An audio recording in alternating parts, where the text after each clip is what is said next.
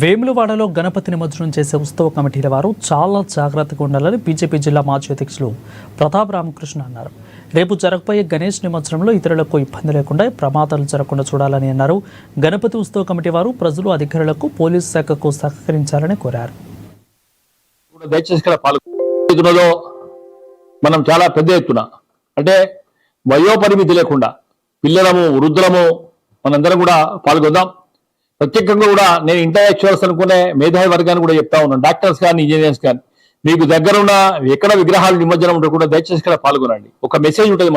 మనందరం కూడా హిందుత్వం మీద బతుకుతా ఉన్నాం. హిందుత్వ ఈ సనాతన ధర్మం కోసం బతుకుతా ఉన్నాం. మరి ఈ కొన్ని కోట్లాది మంది హిందువులు ఏకం చేసే అతిపెద్ద పండుగ ఇది. ఒకనాడు స్వాతంత్ర సమరం కోసం బాలగంగాధర తిలక్ స్థాపించిన ఈ ఉత్సవాలు ఏదైతున్నాయో ప్రపంచ వ్యాప్తంగా కొన్ని కోట్ల రూపాయలు, కానీ కోట్ల మంది బ్రతుకుతా ఉన్నారు బతుకు తెరువు కోసం. ఇది మరి ఒక మానవీయ కోణంతో కూడా మనం కూడా అందరూ కూడా సహకారం చేస్తా ఉన్నాం. కనుక రేపు వేములలో జరిగే నిమజ్జనం కూడా మనం కూడా అధికారులకు, పోలీసు శాఖకు సహకరిద్దాం. మనందరం కూడా చాలా ప్రశాంతంగా నిమజ్జనం జరుపుకోవడం కోరుతా ఉన్నాం. బోలో గణేష్ మహారాజ్ కి జై. దేశ ప్రజల కోసం ప్రధానమంత్రి మోడీ అహర్నిశలు కృషి చేస్తున్నారని రాజన్న సిరిసిల్ల జిల్లా మాజీ అధ్యక్షులు ప్రతాప రామకృష్ణ కొనియాడారు. వచ్చే స్థానిక ఎన్నికల్లో బీజేపీ ఎక్కువ సీట్లు సాధించాలని ఆయన కోరారు.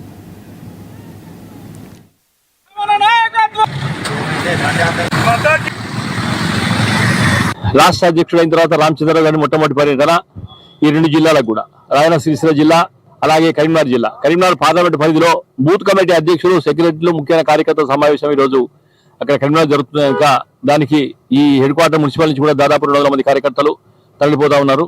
భారతీయ జనతా పార్టీ ఒక సైద్ధాంతిక పార్టీ. నాయకత్వం కోసం పనిచేయకుండా కేవలం జాతీయవాదం కోసం, ఈ దేశం కోసం పనిచేసే పార్టీ భారతీయ జనతా పార్టీ. మరి ఆ సిద్ధాంతమే ఎన్ని కష్టాలు కోర్చైనా కానీ, అన్ని రకాల దెబ్బలు తిన్నా కానీ భారతీయ జనతా పార్టీ సిద్ధాంతం ఏదవుతుందో కార్యకర్తలను బతికిస్తా ఉంది.